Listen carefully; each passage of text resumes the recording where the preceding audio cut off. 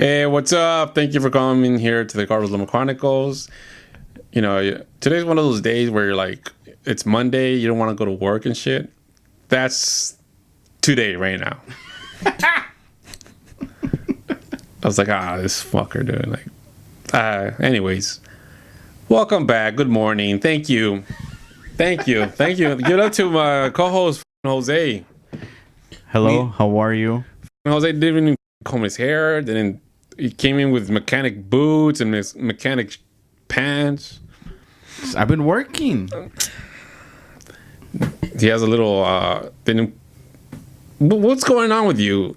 You're not taking care of yourself. Sorry, yeah, no. You know what happened is that I'm staying in Riverside and I forgot my backpack. Here we go. What are you, 10 years old? And you have to figure your backpack? It was my bag, my traveling bag, and I forgot it. But anyways, we have a good show for you, motherfuckers. All right. Woo! It's Monday. I'm sorry, ladies. No, I'm kidding. What happened to the first 10 minutes? You guys make me mad, dude. Anyways, I just got yelled at, and you know when you're a creative person, and you get people, 3 people just yelling at you, it kind of kills your spirit. Even though they say it's positive feedback, it doesn't sound like it over here. So anyways, we're back here.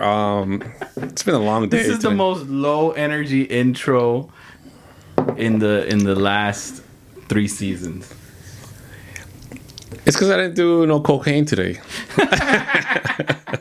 You need your cup of coffee. Anyways, you know what? I've been getting a lot of good feedback from the people. That the show's getting better, and I really appreciate that. And that's what I try to do. Even though I get stubborn and say that it's my way or the highway, I really appreciate you guys supporting my show. And we learned that we have a lot of female supporters. 70%. So when people, Jose wants me to attract the other 30% for men, and I'm like, you know what? Ya tenemos dos pitos aquí. What do we need? Why do we need more? Why do we need more men? We need men watching. You know what's funny? You know what's funny? Like another guy asked, because I remember this last week, if you saw my Instagram, I posted that we need a female to talk about their relationship. I want to know the experience of a female, the divorce process, and how does it feel to be cheated on and all that stuff. So I put that out there because a lot of people don't want to do it. And there's one of the guys, he's like, hey, how come you put a man? It's like, because the man's point of view? Nobody wants to know the man's point of view. I talk about this man point of view, but I want to hear from somebody else. Like, why do they cheat? And why, so there's one dude, I told him, he hit me up about the comment, and I was like, oh, well, why don't you want to do it? I'm not a comic, these days. Because they don't want to divulge the truth. The truth. Well, they still get into that safe zone. Oh, my friend does it. You got to get someone that's been divorced for a long time that doesn't care. It can't be fresh. I don't know any. Well, no, just put it out there. Anybody that wants to come on the show. Oh, any man. Share their story. Oh, actually, females. Because the dudes, they're a bunch of liars and shit. They always blame the chick. They always blame the chick. You ever cheat on a woman? No. Never? No. Oh. Must be nice. I think I'm a changed man. I think I can be faithful. You think you can be faithful? Yeah. Well. No, I know I will be faithful. Let me reframe that. You think? No, I know I will. I know I will. Oh, okay. Yeah, because I'm, it's just different, just the way I live. And that's the thing one thing I learned too about the truth, that the truth will set you free, and that's what happens. But sometimes people. A lot of women has set me free because of the truth.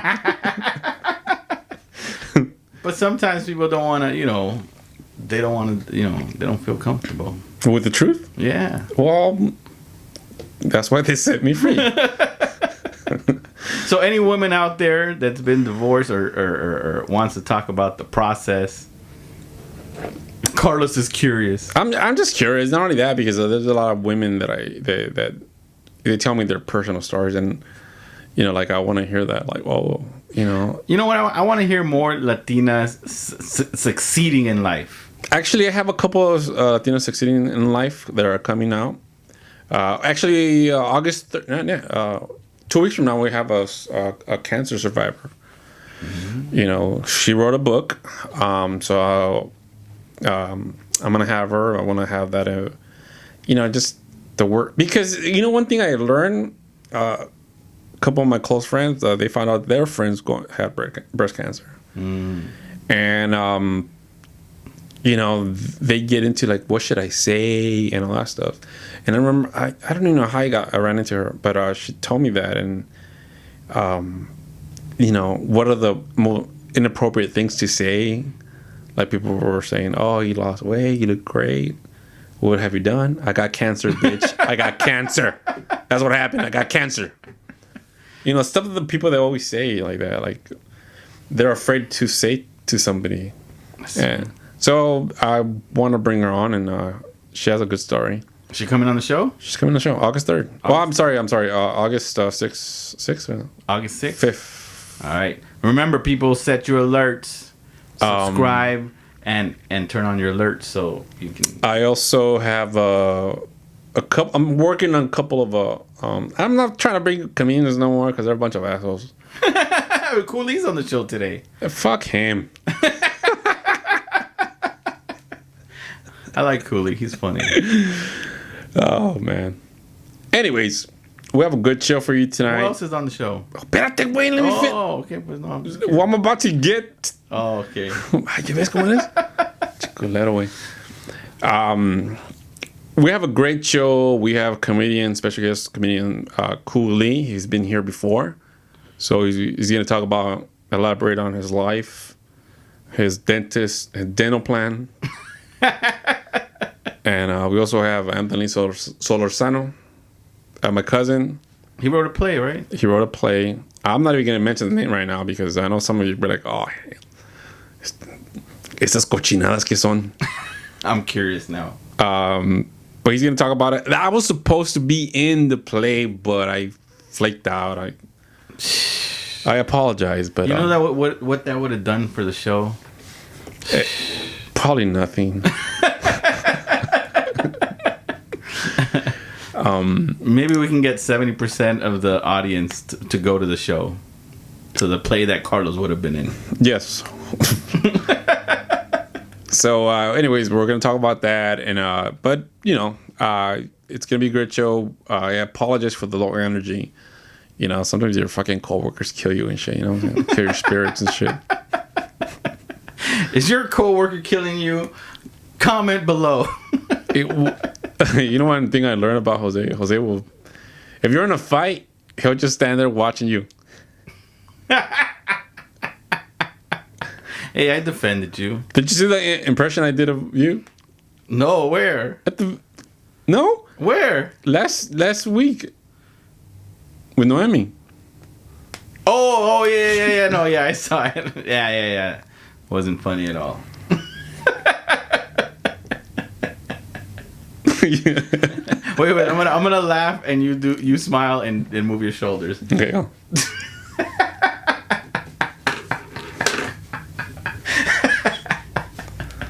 ¿Cómo le haces el amor how do you make love to Maritza?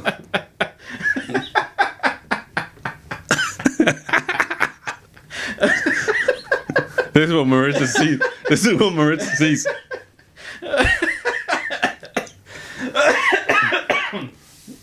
Touching your chichi and shit. Thank you for painting that image to the 70% women audience. That's what your man sees, ladies, when he's making sweet love to you. Tell the ladies to share the videos with their husbands. Have them subscribe and turn on your alerts. Turn on your alerts, and this is what women see when you guys are doing your cochinadas. Hold on. Let me go do it again. And you see the women there all like laying down. And Pinche Jose está así. Hijo de su madre. Enough! That's what she said. Ya bájate, Jose. Anyways, we have a good show for you tonight. Thank you this morning. Thank you for joining us. And next special guest, comedian Cooley, and also Anthony Solorzano. Woo! Thank you. We'll be back. Bye.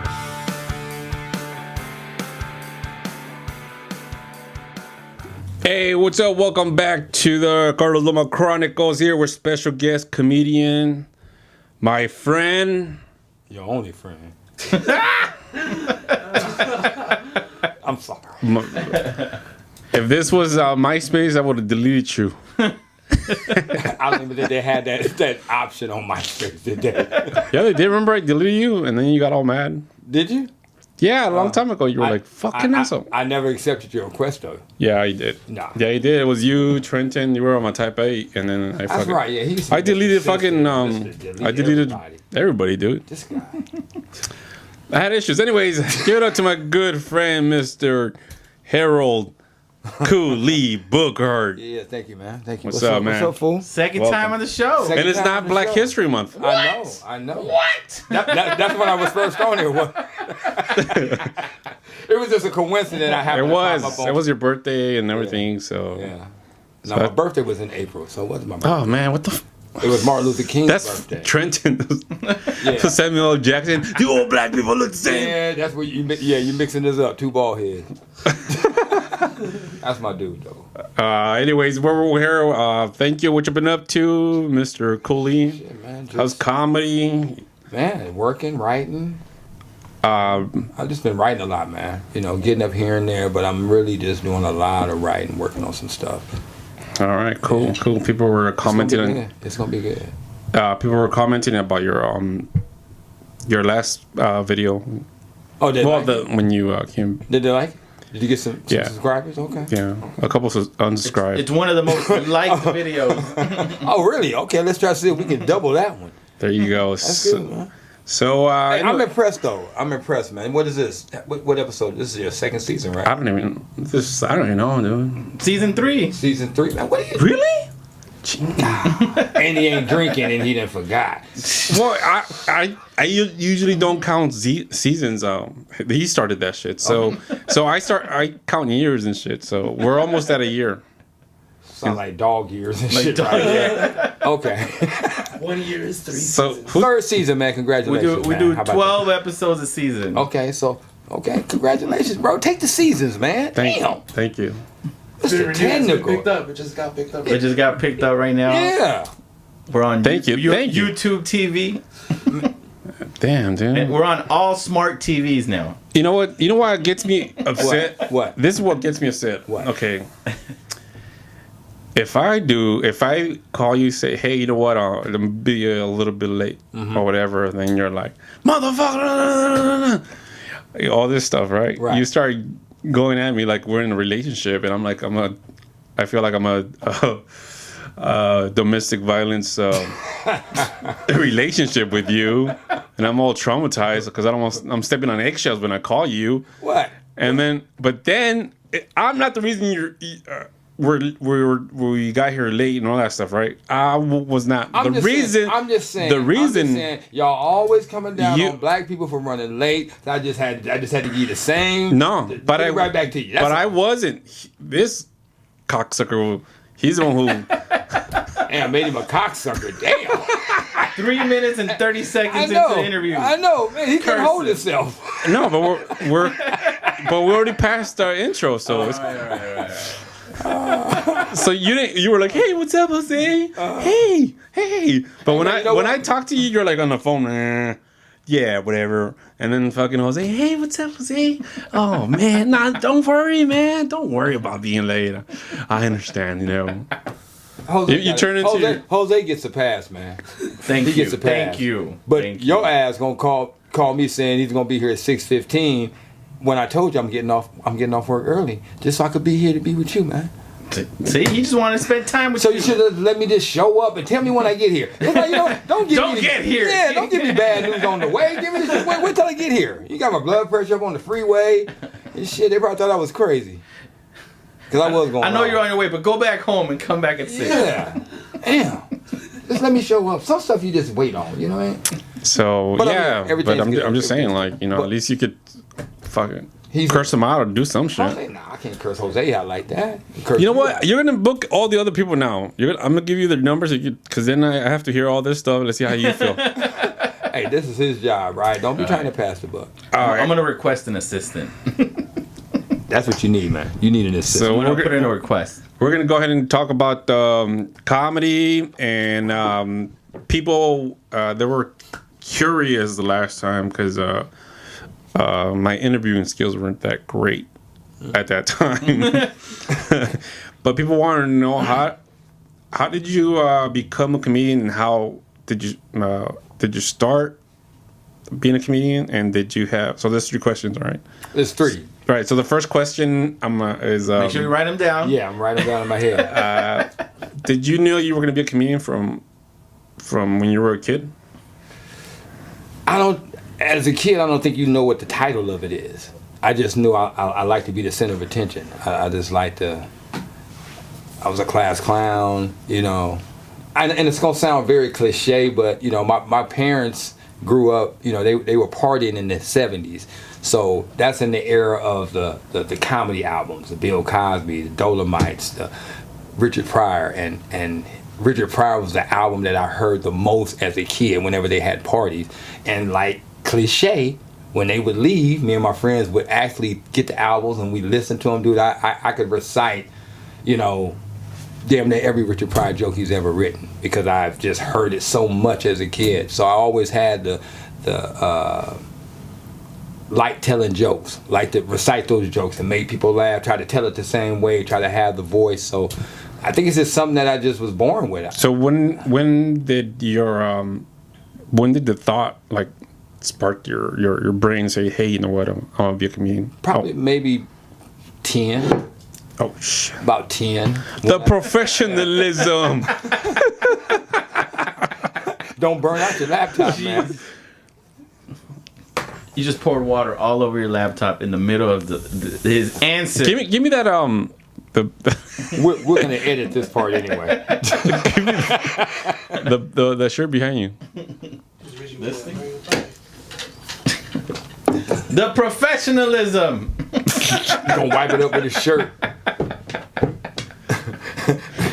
Keep talking. I'm not editing nothing. I'm leaving all of this in. Look, that reminds me of being at that girl's house and you're done to say, hey, toss me your shirt. No, you don't have to go get a towel. Just give me that shirt right there. Give me that shirt right there. Turns out it's her son's shirt.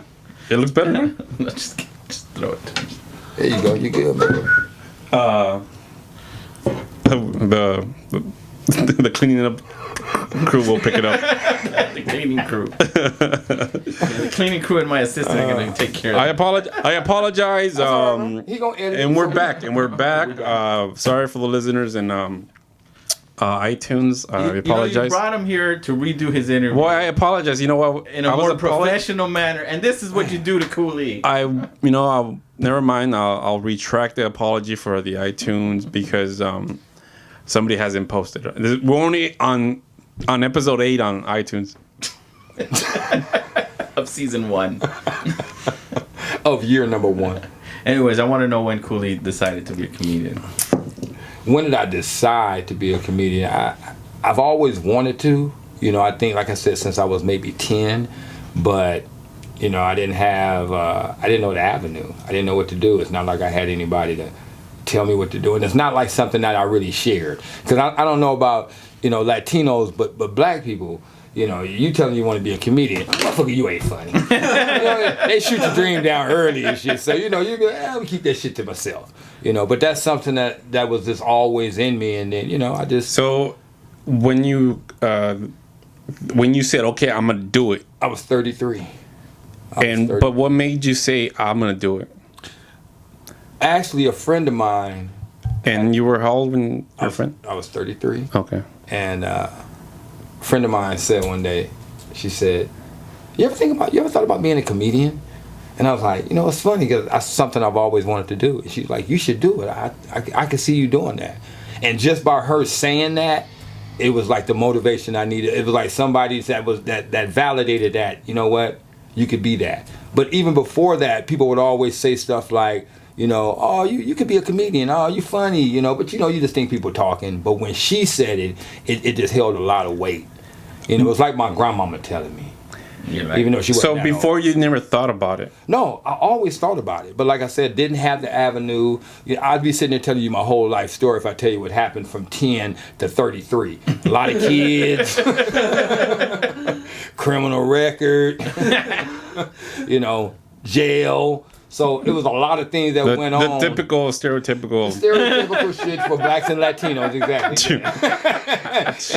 You know, but yeah, I made a lot of bad choices, man, from you know, from a young age, and about 33, when that friend told me that, I said, you know what, I'm gonna do it, and I got on stage for the first time, man, and where was your first time? the first time was at the Ontario Improv.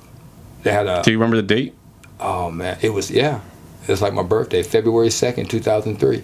So you went from the first time to being like on the main stage, like the yeah, but it was an open mic show. Oh, it wasn't like it was a. So, but you brought people there to see you and all that? Yeah, you know, your mom, your family. You know, the first time, and yeah, when I got that first laugh, and it wasn't my mom, then it was like, hey, maybe I am funny. Maybe I can do this, and I just. And how much time did you do? Probably like 3 minutes, 4 minutes, you know, in the beginning. It's probably like 3 minutes, but it felt like forever. You know what I mean? But it was probably a hot 3 minutes. And did you make the people laugh? Or Yeah. That's when I walked off the stage like a junkie. It was like, man, I need another hit. I need more. I need more. It's like, that shit feels good, you know, until you bomb for the first time. How did you even get to the improv? Like, because you know they had a comedy like a comedy class thing. Yeah, and I think Nick Cannon used to run it. It was Nick. It was Gary Cannon. Gary Cannon. Me and Gary stay in touch too. Good guy. But she had said, you know what? They got this comedy thing up at the Ontario Improv. You should go up there and check it out. So I was like, all right, cool. So I went up there, me and a friend of mine, and we checked it out. And then I took the little class thing. I mean, if I knew what I knew now, I didn't need the class thing, but it was an experience. It was a way to get me past that. For me, it worked for me. It was my avenue into getting into it, and that was it. Yeah, I got on stage and did like a hot 3, and I was hooked after that. And then I met you. You were actually the second time I was on stage is when I met you. At the Taconazo in Pomona. Yeah. Taconazo in Pomona. From the improv to the taconazo. Man. From the top to the bottom, right? Yeah, what happened is I going to Hollywood. I started in Hollywood, Laugh Factory, Comedy Store, and all that stuff. And, they would only give you 3 minutes. So in the beginning, I was like, and I would always run the light and everything because, a young comic, you're like, I'm a genius. Yeah, right. So you always run the light, but, and then I got tired of doing that. And I was like, you know what? I could do more time. Right. Do my own thing. Right. So I remember El Taconazo in the corner of 2nd Street and was it 2nd Street? Yeah, 2nd Street and Main. Yeah. And that lady, I remember there was a stage. It was every Thursday night. Yeah. And I remember I met you. You were just like, yeah, man. So then we started talking after. Yeah. Became friends after that, man. It was like, you were the first show. Because some guy was at the Improv that night. He was like, hey, my friend's got a room out in Pomona if you want to come do some time, work out. I'm like, yeah, cool. I'm a new comic. I'm just trying to get on stage, But went from the Improv to that. It was like maybe 4 people in there that night. And, that definitely realized how hard it is. Really I mean, because, the Improv is set up for laughter. It's kind of like it's set up for you to succeed. So if you fail, that's really on you. I think if you can go do a bar, you can go do a room with 5 people. I think those are the shows that make you you or break you. Make you or break you. So you in there telling jokes, you got a drunk guy in the back heckling you, and you start to do your shit, and it's harder because the Improv they'll walk their asses out for you. At the bar. They're not gonna walk them out. Like, remember Cheers? I remember Cheers in Moreno Valley. Cheers, man. Now that was the room right there. A lot of comics were scared of Cheers. A lot of them won't admit it, but a lot of them were scared to go to Cheers because it was predominantly black, and black people don't give sympathy laughs. We ain't gonna give you no sympathy. That if your shit's bombing, they gonna tell you. That's where I learned how to like talk back to the audience. Yeah, like that's what we want. You might get your ass kicked, but we want you to talk back. No, but I remember going there. I remember. You used to come all the time though. So yeah, because I liked it. Because once I started like getting my flow, right, and but before that, a couple of nights before that, like I bombed. They fucking booed me out of there, and then they fucking told me get off the stage. I did the J Club. J Spot? The J Spot one time, and I was bombing, and some lady was like, "That's the light, baby." Look, she watching the light for you, like, give his ass the light, please. It was just somebody. Yeah, but the J Spot, it's a comedy, so it's set up. Yeah, but no, it was the cheers. Yeah. It was more like tears, man. Cheers was rough, man. I remember the first time. We've all bombed, right? And I've heard people say that they've been booed. I can say I've never been booed. Some shit sounded like booing, but it wasn't booing. But I was at Cheers one night. I'm doing my joke, and this guy yells out from the back, "Tell a joke!" Man, I literally broke out into a cold sweat. It was like, got nervous. I didn't know what to say. It didn't have a comeback. I think I bombed that night. That's the first time I bombed. Where when you get off stage, you don't even want to walk past nobody. Oh man, those are the days, though, man. When you freeze when well, a lot of the black comics right. what they will do. I remember one time they would talk shit to you, right? The audience would talk shit to you, and when they freeze up, when you're like, "You tell a fucking joke," yeah, or they're talking about like the shit they wear. Because I remember this comedian, he's like, nobody was fucking laughing, and then he's like, well, and somebody told him, "Get off the stage," and he was like, "Man, you know how much my clothes cost?" Yeah.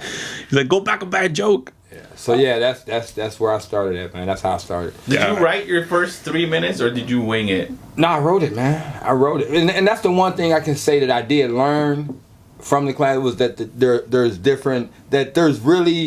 there's an art form to comedy. When you watching it as a kid and you watch Richard Pryor before you really know what comedy is, you just think they're just naturally funny like that, and they probably are naturally.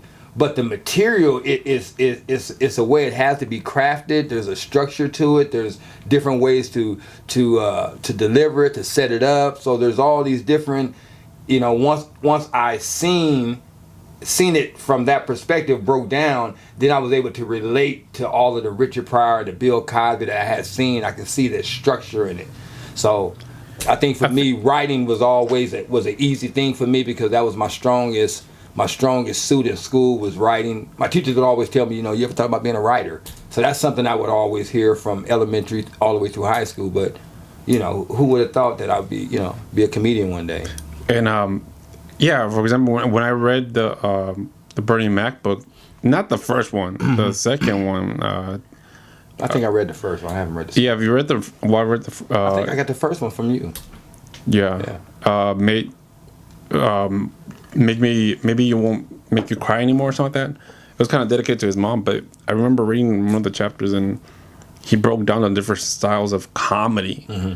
And I never thought about that, like, it's current events and all that stuff. And then he talked about Richard Pryor, how it was more personal. Right. And that's kind of when I was like, okay, that's kind of like current events. I saw a lot of comics do current events and they suck. I think for me it would be exactly like that. I mean, you know the stuff I talk about. I talk about my real life stuff. I talk about stuff that people are like, damn, man, did that really happen to you? But for me, it's like therapy. It's like all of the things that have happened. It's like I find humor in everything. Even my bad times, the shit I done been through. I always find a way to find the humor in it, and I like to talk about it. I think one of your jokes that made me laugh a lot was the one you say about, because you got in a car accident, right? Oh yeah. And he hit a sign. And he's like, well, you always pray for a sign, but not a literally sign. Like hit him. Yeah.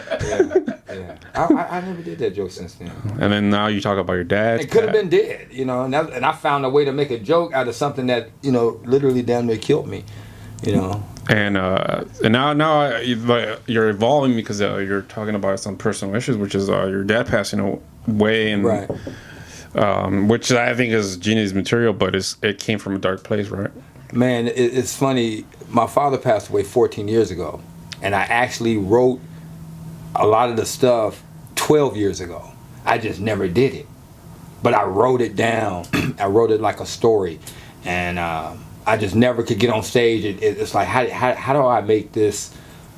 How do I make this funny? You know, and just one day I just got on stage one day after 12 years, and it just popped in my head, and I just did it. And it killed, and it was so raw, it just killed. And it's like every time I do that bit, you know, people say, man, that's the one. So that's what I've been working on. I've been working on, you know, polishing that up, being a little more personal, talking about some more deeper things. You know, I just want people to get to know me. You know, I think comedy is an outlet. It depends on how you use it. For me, it's an outlet. You know. I'm selling me. I'm telling you about me. I want you to feel like you know me. So I'm an open book, you know. Tell you all my business. What are the what are the difficulties that you come across, or one of the hardest things of performing, or just in comedy? You might piss some people off. You know, family in the audience, or in the, you know, on family? Because like I said, I talk about real life. So, you know, some family members don't want to get called out. You know, when they're around me, they get quiet. Shh, be quiet. You know, he like to write jokes and shit. So, you know, I just, if you do something funny, you know, I might talk about it. If you do something stupid, I might talk about it. You know, and you know, I don't change the name to protect the guilty. You know what I mean? Not my family. You know, I talk about them. So. You know, they're my family. They know I love them, you know, and just don't do stupid shit. I think one of the... I call myself out on stupid shit, so you think you don't get a pass on it. You don't get a pass. Nah. A lot of the stuff... Well, actually, one thing, last time I talked to you, you were performing for a funeral. Right. Right. I do funerals, bar mitzvahs. You know. How was performing comedy at a funeral? It wasn't the actual funeral. It was the memorial. And a friend of mine, he said, "Hey man, look, my mother loved comedy. She liked to laugh. You know, we want to celebrate her life. So they didn't want it to be a grieving thing. So they turned it into a, you know, like a little party thing. And I did comedy, and you know, it was good. It was difficult a little bit because it's kind of like, you know." You want to be respectful of the dead at the same time, and then you're dealing with older people. You got kids in there, so it was definitely work, but it was fun. It was cool. Nice. I want people to tell jokes at my funeral. So if I go, y'all talk shit. Bring some strippers too. I want some strippers. I want strippers at my funeral. You should do that before you die. No. Are you gonna book? Nah. Start booking your funeral. Yeah, I'm booking my funeral. I need an opener, I need a feature, and I need a headliner, and I need some strippers. I want to be cremated anyway, so yeah, I probably won't have a funeral. I already told my wife I want to be cremated, just like my father. Cremate me, except buy me an urn. I still haven't bought my father an urn. Where do you have your father? In the box that I got him from in the mortuary. They give you a little brown box at the mortuary, and I couldn't afford an urn. Yeah. Didn't you say you put him in a Nike box one time? I lost him. Have you ever lost your parent, man? Nah, crazy shit. Lost my father's ashes. Put a chip in mine. You put a chip in yours? Yeah, I need to put a chip in mine because shit, I've lost my father at least 5 times. Every time I move, I can't find his ass. You found him, right? I found him. No, okay, I found him. Cool. He was in my Nike shoe box. But then I was like, "Where the fuck are my Nikes?" You know? I found my dad, but I didn't find my Nikes. Where my damn Nikes at, dog? That's what I'm looking for. They cost more than this ashes. I mean, he's gone now. But I love my father, man. One thing I say about my father, rest in peace. My dad would always tell me, my dad was on drugs, and he would always say, "Hey, man, if you gotta talk about me to make it, goddamn it, talk about me." Shit. And so he said, just be real, man. Because I would do jokes, and there was, like I said, there were things about my father that I haven't quite talked about yet, but I've written this shit like years ago before he died. And I would ask him, "Hey man, would you be mad if I talked about this?" And he honestly said, "You know what? If it's gonna make you, talk about the shit." So, I'm at that point now where I'm comfortable enough to say, you know what? I can talk about it. So he saw you perform comedy? Yeah, man, it's crazy. Matter of fact, the very first time I went on stage, and my father has never really been very fatherly. Put it like that. But my dad was on drugs. He lived in San Francisco. He was HIV positive when he passed away. Didn't pass away from that. He froze his heart up on crack.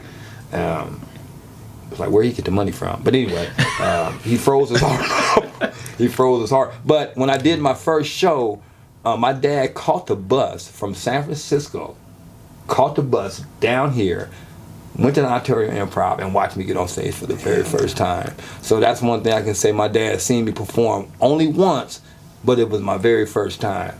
So that meant a lot. Thanks for reminding me of that. I forgot about that, but yeah. Damn. And I was just having a discussion with my dad. And it took him like 10 years. And now that I think about it, he came and he's like, I don't understand it. Yeah. Yeah. So he don't understand the English part of the comedy. He don't understand what the hell you doing. Both. And so it took him 10 years, right? But then I was thinking about it. I was like, man, the only fucking reason he went because my ex-girlfriend at the time, she was wearing this tight-ass dress. And so your dad went to see your girl. Go ahead, son, I'll watch her while you perform. No wonder he didn't get it. He was distracted. Yeah. Look, I don't get it. I don't get what he's doing. He all in her brother. Yeah, but my dad. You remember his ex? Yeah, this motherfucker too, man. Man. What? Hey, she was fine, but she was crazy. Yeah, she was. Ape shit. That girl was crazy. Ape shit. Man, I met her too. Right? Crazy ape shit. Dude, this is okay. One time I was doing a show. He set up a show in freaking some veterans hall in Norwalk. Oh yeah, I remember. Where they were serving spaghetti, but nobody promoted for that shit, and only like 5 people or 10 people showed up. And there was this big empty room, right? She's over there sitting in the back, right? And this motherfucker starts talking to her, right? And I'm fucking performing, right? It's him and then Juan. They're all trying to fucking flirt with her and shit. And I have to fucking yell, "Hey, motherfucker!" Like, that's my bitch. Look, while they up there doing this shit. Hold on, y'all. Hey, man. Hey, that's my girl. Y'all. No, but they were fucking having so much, much fun that the whole show was just looking at them like, yeah. Like, no. That's crazy. That's right, Marissa. Don't fucking delete this shit either, all right? I don't remember that situation. I remember that shit. Yeah, she was crazy. Yeah. So. Anyways, fuck you, man. How did we get on this subject anyway? How did this happen? Because you said, do you know his ex? But you okay? Before that. Yeah. Before that, yeah. I comment. Anyway, let's move on. Let's not talk. I'm already fucking mad, dude. You already brought up bad memories. Oh yeah. So, anyways, my parents. That's why my mom came probably like a year ago to the Improv. Right. And I don't think they understand how comedians feel about stand up. Because it's not a profession that most people say, "Hey, you know what? I'm be a comedian." Well, here's the thing: if your kid went to school and told his teacher, on career day, I want to be a stand-up comedian, no one encourages that. No one it's a joke. Yeah, it's a joke. It's literally like a joke. It's like, hey, you want to be a writer? Yeah. Fuck that shit. I'm going to jail. Because being a comedian, the odds of making it is probably you're gonna be a waiter. Higher odds than probably got a better chance of being an NBA basketball player than being a comedian. Being a good one. You know, you can, you know, No, it's some horrible ones that get paid. There's only like a you can get paid, but I handful mean, that get paid big bucks. yeah, but it's like, what do you do? Do you want to do this just to make a living, or do you want to be really good at it? Yeah, and it's a lot of comics that are making a living off of it. They're good enough to make a living off of it, but they'll never be. But no, I think once you start defining success, right? Yeah. What defines success for you? Dave Chappelle is he's like he told his father, he's like you know, it's really hard and all that stuff. So he kind of doesn't. I don't know the whole story verbatim, but he said that it depends on success. Yeah, it's like, he's like, you know what? Success? I want to make enough money where I get paid, right? You know, and so kind of like a teacher. Like a teacher, if they get that much money, that's what that's considered success. And it's true. Success is what you make it. Right. You know, a teacher, they may not get paid a lot, but she's successful. But that's your opinion. But she's because that teacher may not see her just being a teacher as success. She may want to be a principal. She may want to be a superintendent. So for her, their goal was to be a teacher, a first grade teacher. That was her initial goal. But I think you have to continue to keep. I think you got to keep building on top of your. Once you get to one point, I think you have to continue to keep pursuing higher. That's to me. Yeah, right, I don't want to be. I don't want to be complacent. I want to grow. So yeah, I want to get to the point to where, hey, I can quit my job. Right. I can do it for a living, I'm talking about a teacher. A teacher. If the point is that she's successful. You know what I'm saying? But that's your opinion again, because. Well, if she says I'm gonna be. But just because a person is a teacher doesn't mean that's what they wanted to be. A lot of people became teachers because they just got the damn degree and they were able to get a job, but they don't want to be a teacher. It just pays the bills. Well, he's a teacher. No, but it had to be something you want to do. No. Teach. No, there's some people. Right. Did you want to be a teacher? No. See, we'll get into it. But you're a teacher now, right? I mean, I teach. Yeah, right. It's a job now. Right, but that's not what you exactly. That's what I'm saying. But so you would say, well, you're successful. You're a teacher. Yeah, he has a career, but for him, that might not be success to him because this is not what I want to do. It's just something that I'm doing now. For you looking at him like, oh man, you're a damn teacher. You successful. No. Okay. No. Once again. See, he went down. This guy went down. Fuck that. Oh my God. That's why your ass single right here. This is why right here your ass is argue like God. If somebody says I want to be an engineer, if they say that, okay, right. That's what I said. I think I said that, right, Jose? Fucking jump in, huh? I'm listening. Didn't I say that? Yeah, you're saying that like if someone like strives to be a teacher and they reach that level, then they're successful. If they strive to be that, yes. Well, that's what I'm saying. It all came from me talking about the comedy. That's how we got to that, right? You could say that. Follow your interview. Yeah, you're a success. You're a success. Follow your interview. Yeah, but you're, for example, like I don't make fucking shit in comedy. No, I'm not a success. To you. Yes, to me, I'm not. Yeah. That's what we're talking about, me. No, I was thinking about teachers and shit. Yeah, but we were talking about me though, so I don't know how we got on success. Depends on your individual goals, what you've accomplished. Exactly. It's perception. Exactly. Yeah, and it's subjective too, right? Subjective. Hey, you want to be the interviewer? He's doing a great job helping out. He's trying to get your ass back on track. Anyways, before I was rudely interrupted. Where can we find you? Oh, that means you have to get the fuck out of here. Whenever. Right? No, I think people are interested. Like, well, how do I find Cooley? I want to see more. Right. Cooley. So, hold on. I'm still. Thank you, Jose. Let me ask you a question. Answer the questions. Hold on. Let me ask you a question. What? Fuck you. Okay. Let me ask you a question now. Some of the what has been the most difficult part of comedy for you? The most difficult part for me is just staying consistent. For me, because I procrastinate.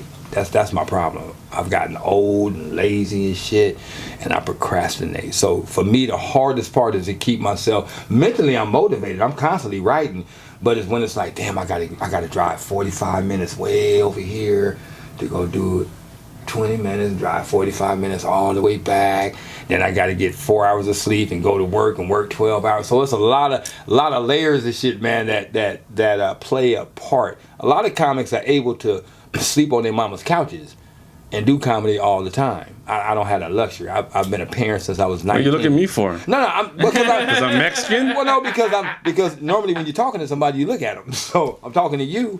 But no, I mean. But did you see that? I've had a lot of. You can't sleep on your mama's couch. Are you feeling guilty, Carlos? That's what that was. That's what that was. No, I'm saying that it's a lot of comics that have the ability to be able to pursue their comedy full time, and whether that be they have a good woman that's got I wouldn't even say a good woman, because I have a good woman, she just gonna make my ass go to work. But you have a woman that's okay with you not being able to maybe pay your half, or living with a family member that's okay with you not being able to pay your way. So there's a lot of people that have that ability. I never had that. I've always had to be responsible. Back to you. Right.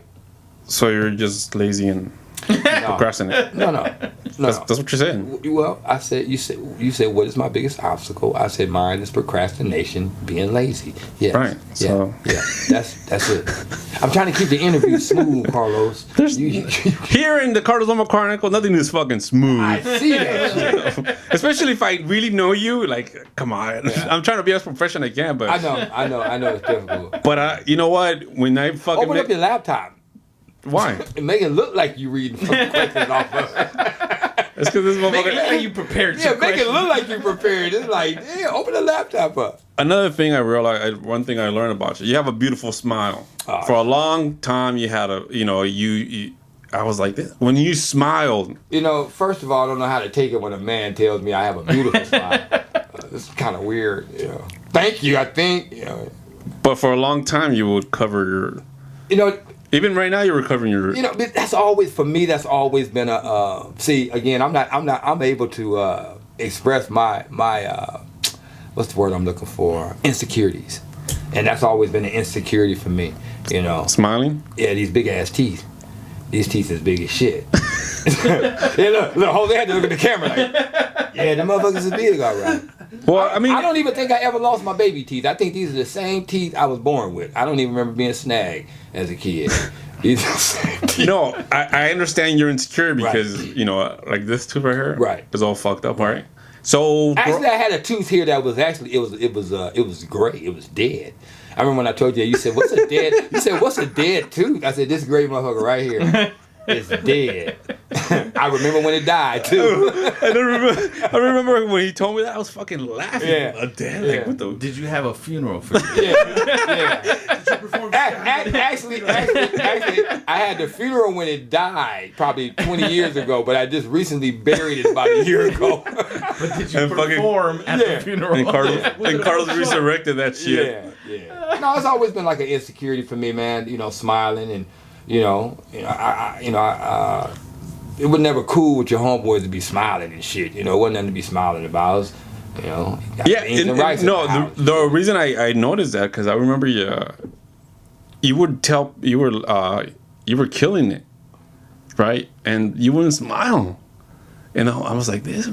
So that's why I asked you. Right. I didn't know that. Yeah, it was an insecurity, man. It still is a little bit, but I'm 50 now, man. What the hell, shit. But see, I got a wife, and she loved me. She liked me just the way I am. So, with dead tooth and everything. If this motherfucker if they was all gone and shit, she still would love me. So I think that's what's important. Yeah, but when you're younger, you don't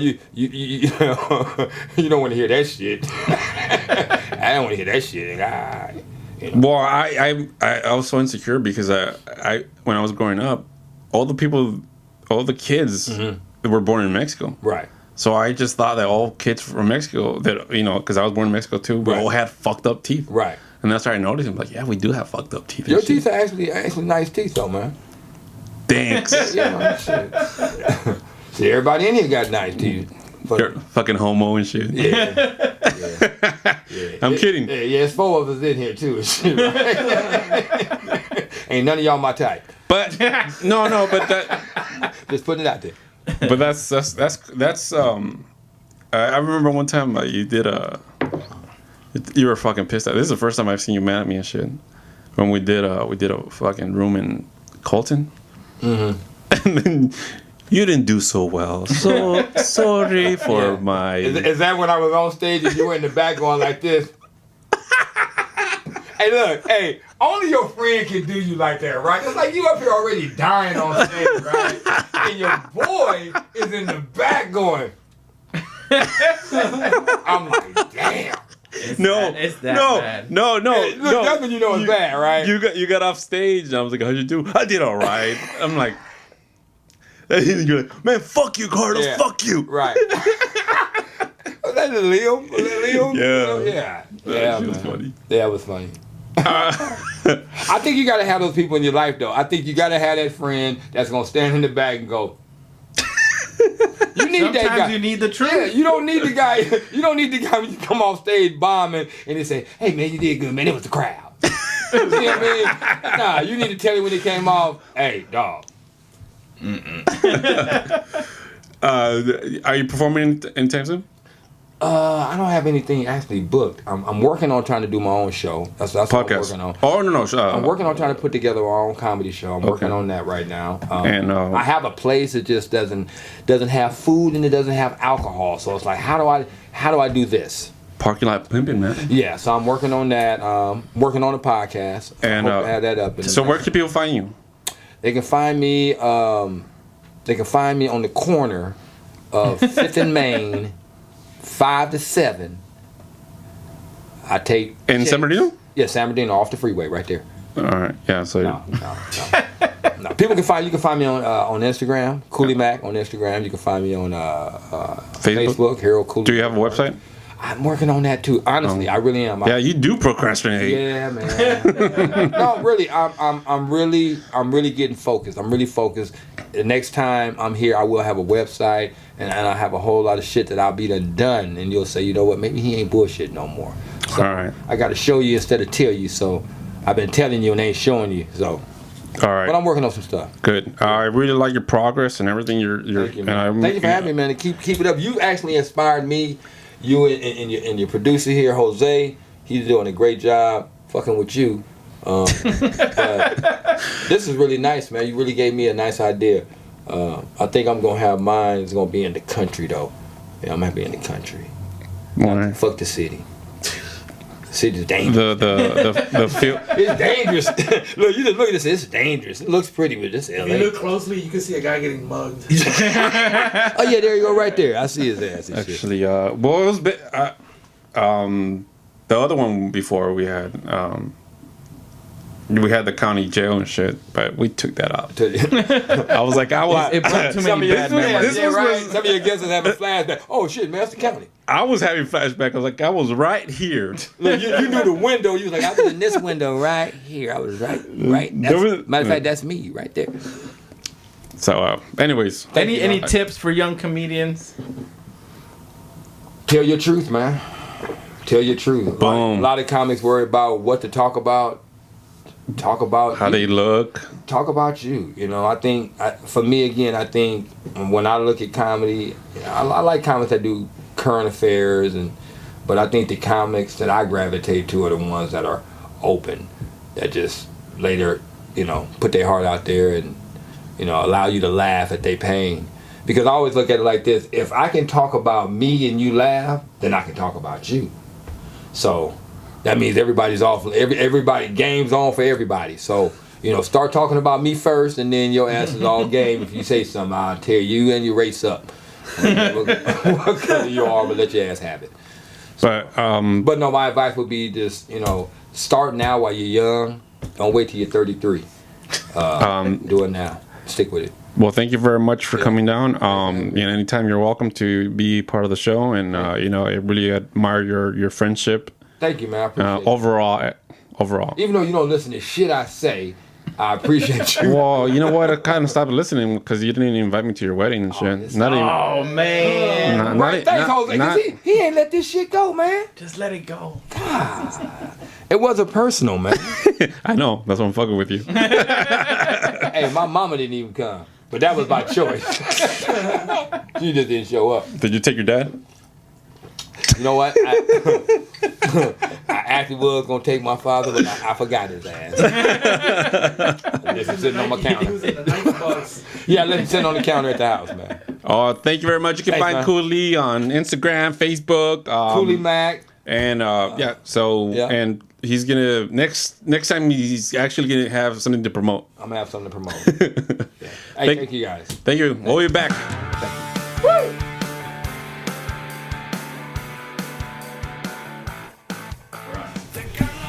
And welcome back here to the Carlos Loma Chronicles. What's up? Thank you.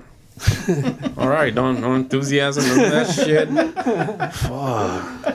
I used all my energy fighting this mosquito over here on the side. It was a mosquito or a fly? Yeah, I got bit, so I was like, that's a fucking fly, dude. No, it was a mosquito. Really? Yeah. It's the Carlos Loma Chronicles and the fly. And the mosquito. Then the mosquito. The mosquito. Man, last time we had flies, now we have mosquitoes. Yeah. Damn. I'll send my lawyer next time, you know.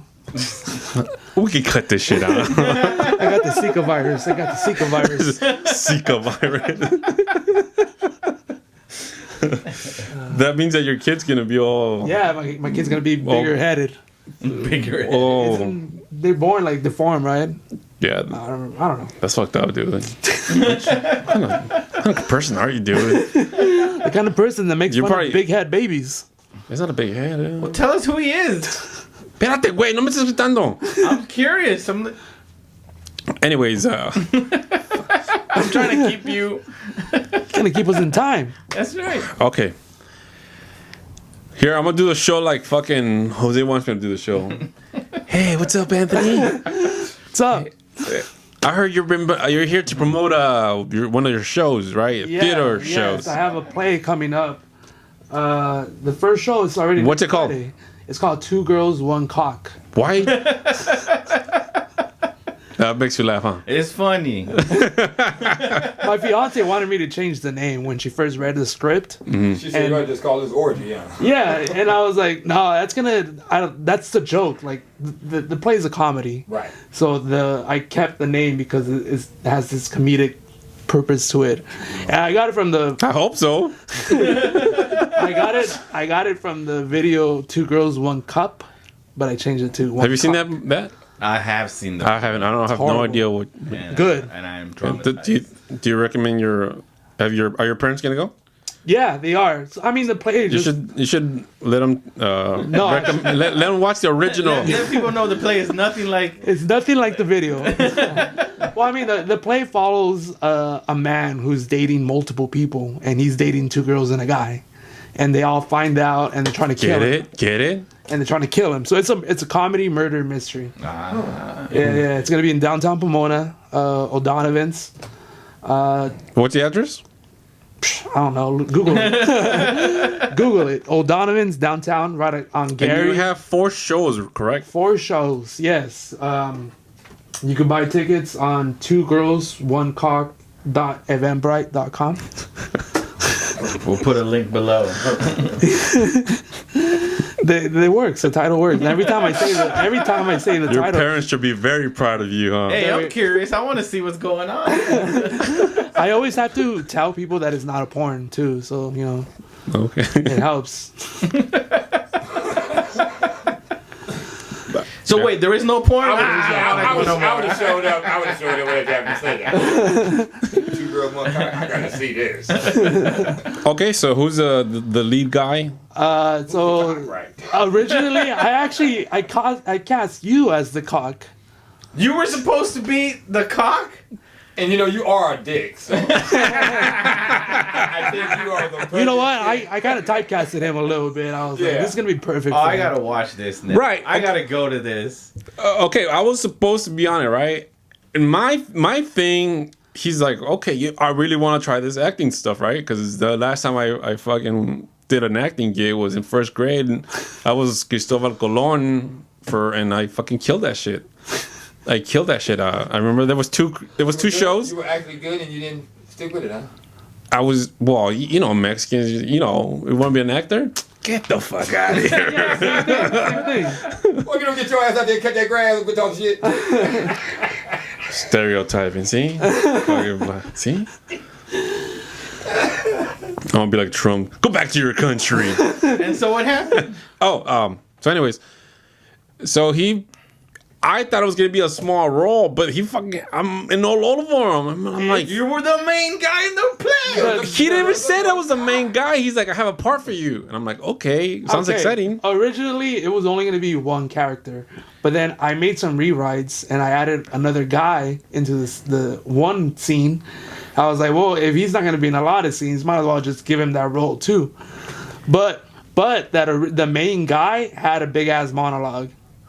Yeah, You do monologues every week. okay. That was my mentality. I was like, Right. if he could memorize his own script, he could memorize. Which I didn't have a problem with it. The thing is that at that time when I said yes, I went back to school. Yeah. And especially at my age, it's not that fucking. Look, Dick, you gotta play the cock or what? And then I was so nervous. I was so like all these thoughts were going into my head, and I was like, I can't do this shit, man. I flaked out on the first rehearsal. Oh man. Yeah. Actually, I did have to because I had. You had an emergency. My fucking sink. So he didn't flake out. He had an excuse. His sink broke. He probably broke it himself. No, that shit was in the lost. So anyway, so I got really nervous and I was like, you know what? I'm not going to give it 100%. Why am I going to bullshit this? And that's why. But I'm still going to go see. I'm curious now. The Carlos Loma play that would have been. Yeah, it was. I can show you my cock if you like. I don't want to see your cock. It's not a porn. That's the sequel. Okay. It's a sequel to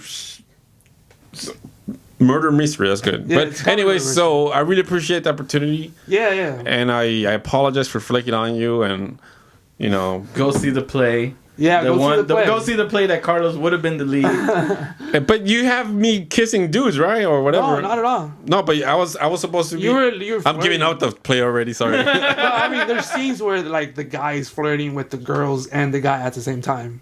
That's it. That's why he got nervous. That's what it was. I think it was the monologue because Actually, I didn't fucking read the thing. Oh man.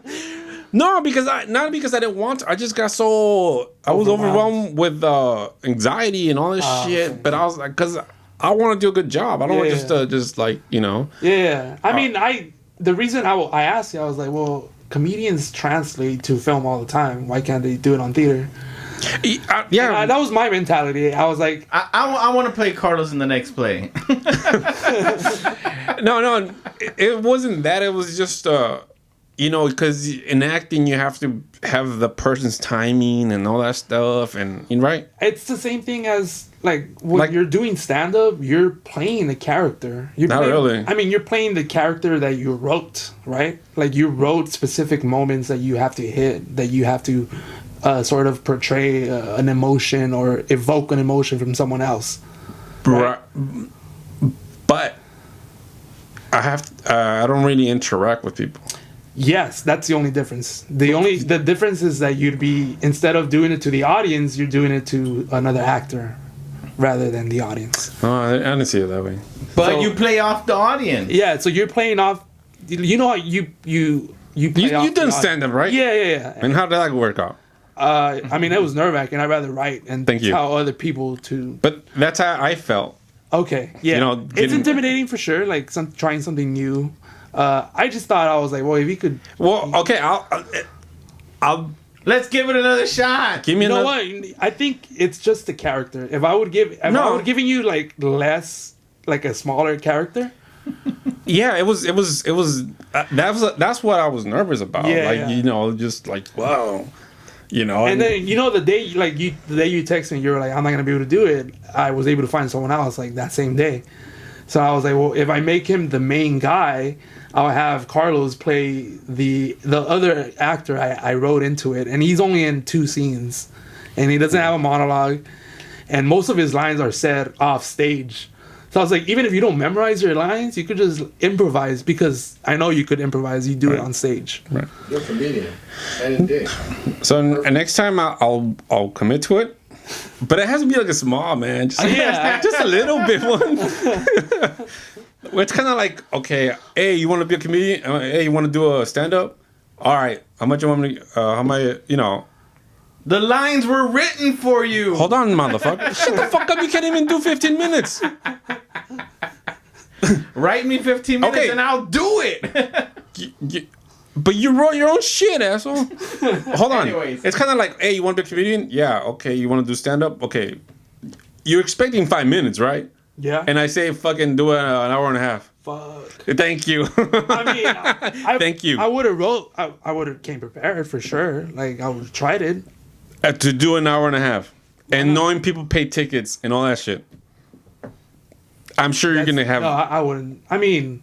Yeah, I would have, but the people are gonna have a horrible time. You're right. And I have a responsibility for the show and all that stuff. Yeah. So I know plus you have sponsors and all that stuff. It's like This is the first time I've approached any play in a more professional manner. I got sponsors from different businesses around Pomona, so that was cool. I'm very proud of you, and I'm glad you saw you're doing that, and you're pursuing your dreams and stuff, and whenever you want to promote, come here or whatever, like let me know, and I'll be happy to have you here and stuff. Yeah. Thank you. It's my second time. So on the follow show. the link below to the play that Carlos would have been in, but he flaked. He didn't play.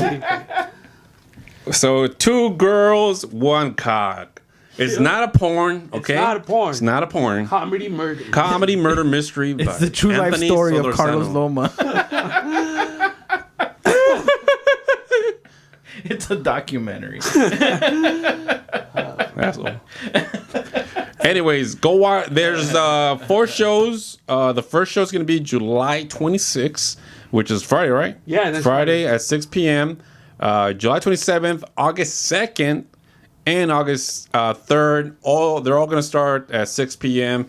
Tickets are... They're on sale on the 2 Girls 1 Cock at eventbrite.com.